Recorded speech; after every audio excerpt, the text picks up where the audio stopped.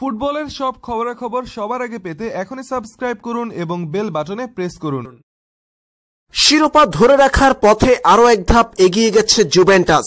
দলে ছিলেন না দলের সেরা দুই তারকা পাউলো দিবালা ও ক্রিস্টিয়ানো রোনালদো। তারপরেও জয় বঞ্চিত হয়নি জুবেরা। অবশ্যই শেষের দিকে ম্যাচের ৭২তম মিনিটে মাতুইদির বদলি হিসেবে মাঠে নেমেছেন দিবালা। মইজিকেনের জোড়া গোলে উদিনেজেকে হারিয়েছে আল্লেগ্রির দল। নিজেদের মাঠে শুক্রবার রাতে সেরিয়ার ম্যাচটিতে ৪-১ গোলে জিতেছে নিয়মিত একাদশের অনেককেই ছাড়া খেলতে নামা জুভেন্টাস। দ্বিতীয় স্থানে থাকা নাপোলির চেয়ে ১৯ পয়েন্ট এগিয়ে গেছে টানা ৭ বারের চ্যাম্পিয়নরা। ক্রিস্টিয়ানো রোনালদো ও পাউলো দিবালার অনুপস্থিতিতে দলের সুযোগ পেয়ে জ্বলে উঠেছেন কেন। প্রথমার্ধেই দুইবার বল জালে পাঠিয়েছেন। তৃতীয়ার্ধে দলের বাকি দুই গোল এসেছে আমেরিকান ও মাতুইদির পা থেকে। ম্যাচের ১১তম মিনিটে ব্রাজিলিয়ান ডিফেন্ডার আলেক্সান্ডার দারুণ এক ক্রস ডিবক্সের বাহিরে পেয়ে প্রথম ছোঁয়ায় জালে পাঠিয়েছেন কেন। এরপর ৩৯তম মিনিটে মাঝ মাঠে প্রতিপক্ষের ভুলে বাঁ দিক থেকে বল পেয়ে ডিবক্সে ঢুকে কোনাকুনি শটে ব্যবধান দ্বিগুণ করেছেন ইটালিয়ান এই ফরওয়ার্ড। কেনের দুই গোলের মাধ্যমে ২-০ গোলে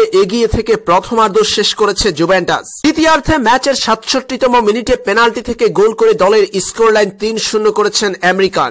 এরপর ৭১তম মিনিটে মাতুইদির গোলে দলের স্কোর লাইন হয়েছে ৪-০। ৪-০তে জিততে যাওয়া জুভেন্টাস ম্যাচের শেষ মুহূর্তে একটি গোল হজম করতে হয়েছে। ম্যাচের ৮৪তম মিনিটে লাসাগনার গোলে উদিনেস ব্যবধান কমিয়েছে। শেষ পর্যন্ত আর কোনো গোল না হলে ৪-১ গোলের বিশাল জয় নিয়ে শিরোপা জয়ের লক্ষ্যের সামনের দিকে আরো এক ধাপ এগিয়ে গেল জুভেন্টাস।